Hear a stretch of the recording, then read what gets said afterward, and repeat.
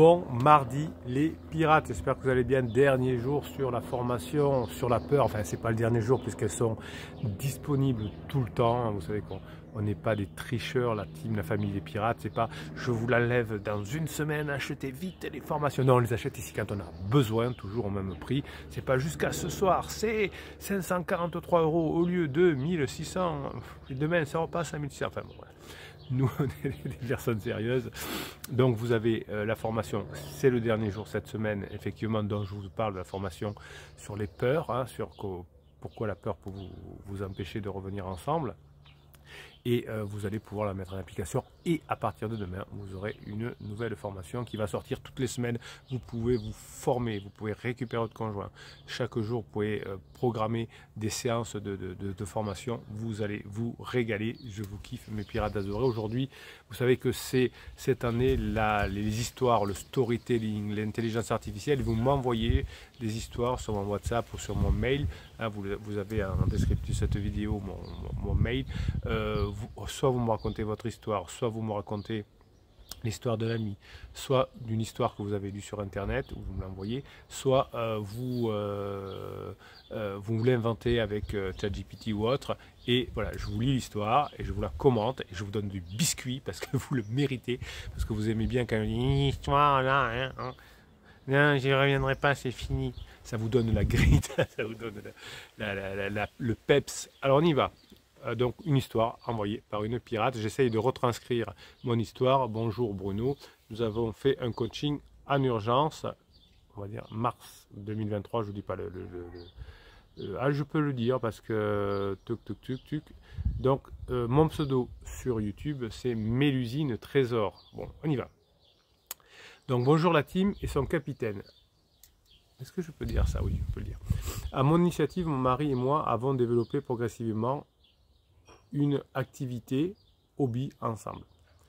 On passe un temps, je ne dis pas trop justement pour pas que vous soyez en danger si un jour on vous dit que on passe à temps partiel au bout de 3 ans, puis objectif quitter nos boulots respectifs pour passer à la vitesse supérieure. Donc en gros Mélusine hein, crée une entreprise avec son conjoint.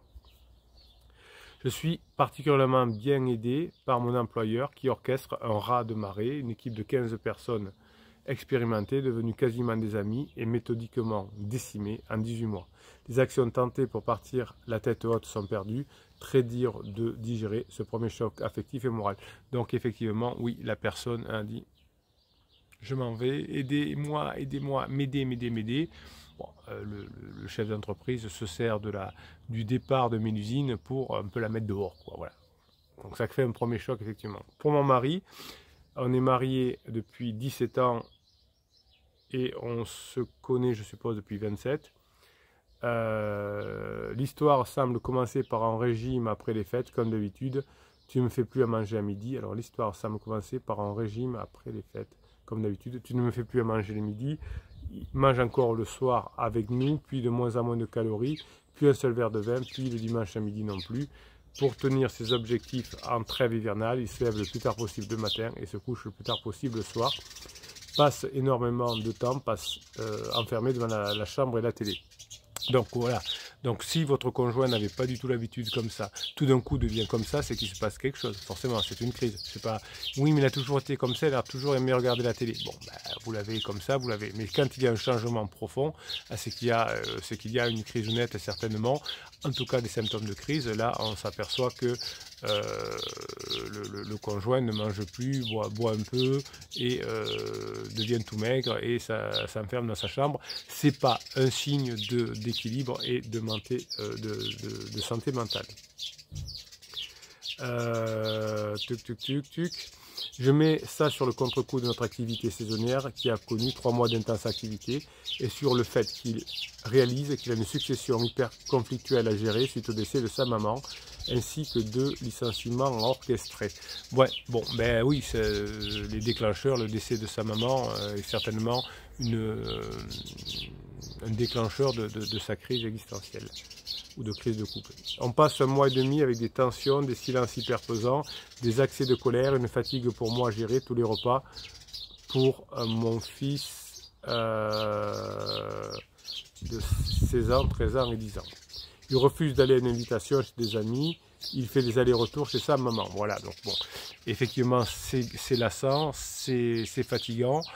Effectivement, si le conjoint avait sûrement fait un travail sur lui avant, il me se dirait, ah, là, je crois qu'il y a quelque chose qui ne va pas, je me sens mal. Il devrait essayer de travailler sur lui, non pas en regardant la télé et en faisant des régimes, mais en faisant des états modifiés de conscience. Vous avez dans chacune des formations que vous retrouvez dans le catalogue qui est en descriptif de cette vidéo, vous avez des centaines et des centaines comment dirais-je, de neurohypnose, entre guillemets, d'état modifié de conscience que vous pouvez écouter. Alors, quand je dis des centaines, c'est 135, voilà, il y en a 135 ou 125, je ne sais plus. Donc, un des enfants lui demande pour combien de temps il va chez sa mère, et lui répond pour très très très longtemps. Très très très très longtemps. Un clash éclate de sa part autour d'une incompréhension pour récupérer soi-disant notre fils à son arrêt de bus alors qu'il est déjà avec moi, le genre de quiproquo dont on se serait bidonné en temps normal en disant parents indignes et en rigolant. Oui, donc effectivement, une personne qu'on était avant, par exemple, quelqu'un qui était économe devient dépensier, quelqu'un qui n'aimait pas qu'on appelle ça les adultères, crée des adultères. Hein, vous voyez, on a plein de situations qui font que quand on change comme ça du tout au tout, c'est que généralement, il y a des choses qui ont changé. Résultat, le soir, gros pétage de plomb, Ophélie apparaît dans la maison et me dit que désormais, ce sera chacun chez soi, une semaine sur 2 ici, une semaine je retourne chez ma mère, et une semaine il retourne chez sa mère. Non, donc là, hein, vous avez compris, puisque vous êtes des pirates, écoute, si tu veux partir une semaine sur 2, pars une semaine sur 2, moi je reste avec les enfants à la maison. Donc c'est pas parce qu'on fait une crisounette qu'on met la personne dehors. Imaginez que ce soit pas votre mari, mais que ce soit votre ado de 15 ans. Bon, mais les parents, j'ai décidé, une semaine je pars ailleurs, et une semaine c'est vous qui partez. Moi je garde la maison. Non, ben, tu t'es pas bien, tu fais ta crise, mais nous on bouge pas. Alors aux enfants on dirait pas tu pars une semaine sur 2 si tu veux, mais à votre mari, ben, je peux pas t'accrocher au radiateur si ça te fait plaisir d'aller une semaine sur 2 chez maman, on va une semaine sur 2 chez maman. Et moi je ne bouge pas.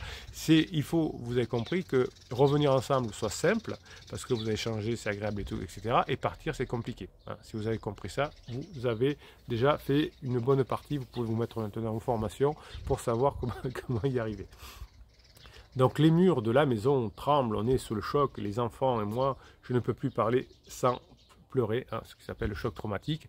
Donc là vous avez une formation, sortir du choc traumatique, sinon on est fusé, hein, c'est tellement gros, tellement fort, on ne s'y attendait pas, c'est violent, et donc on est fusé comme un lapin pris dans les phares d'une voiture.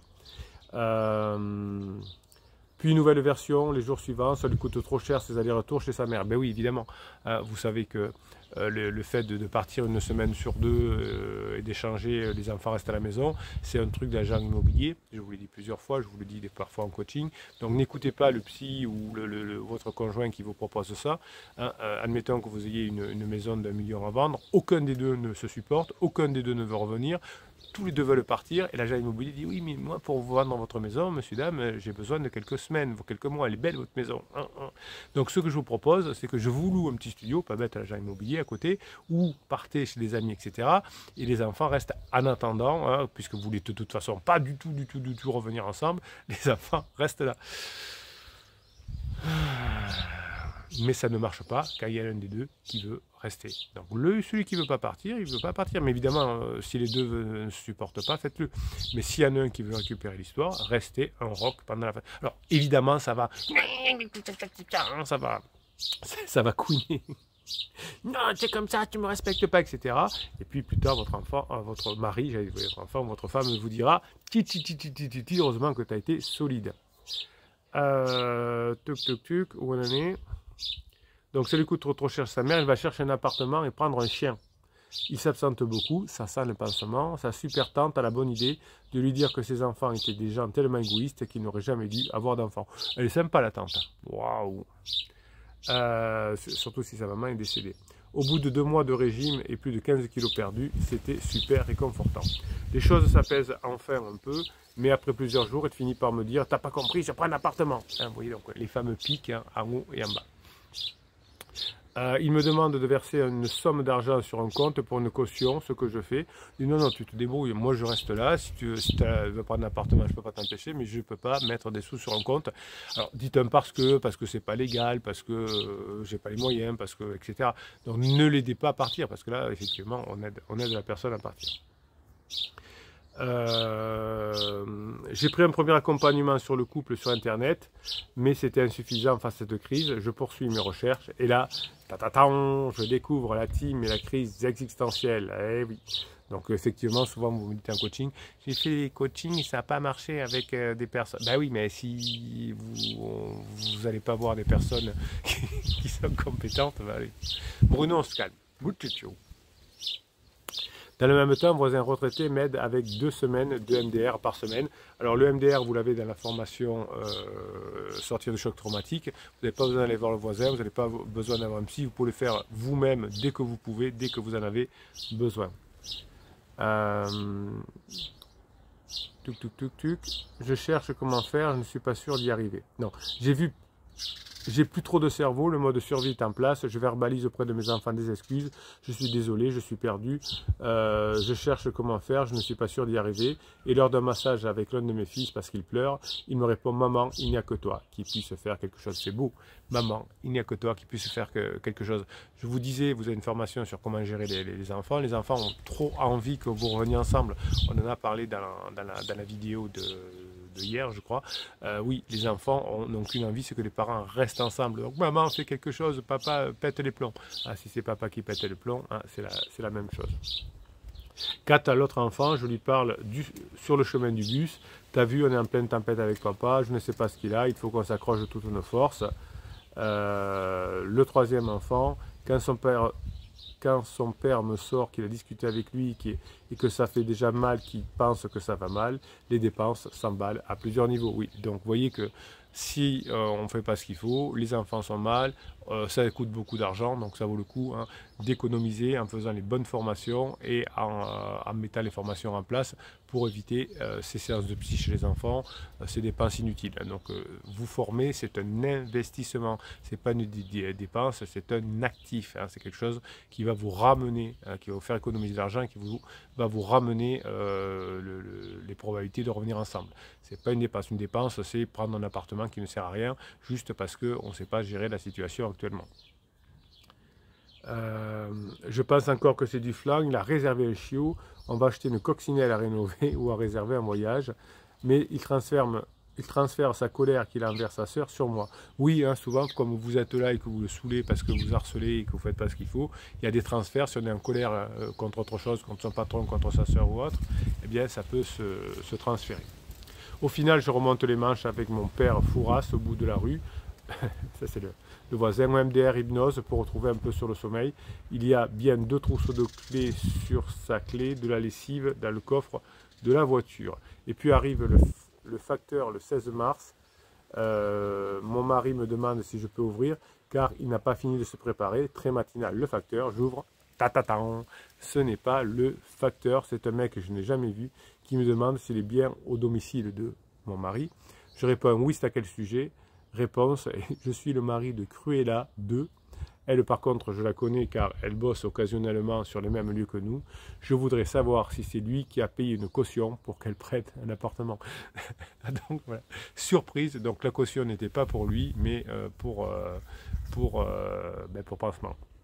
Boum, boum, boum, boum, ma tête explose, j'invite à rentrer la personne et à ce moment-là, mon mari sort de sa salle de bain et s'ensuit une discussion entre eux dans la cuisine. Bon, ben écoutez, vu que ça fait déjà 15 minutes que je vous parle, ben je vous raconterai la suite de cette histoire demain. Hein, bon, je vous raconterai demain parce que vous ne pouvez pas attendre. Passez d'ici là le mardi que vous méritez. Le catalogue de formation est ci-dessous dans le descriptif de la vidéo. Soyez forts ce mardi.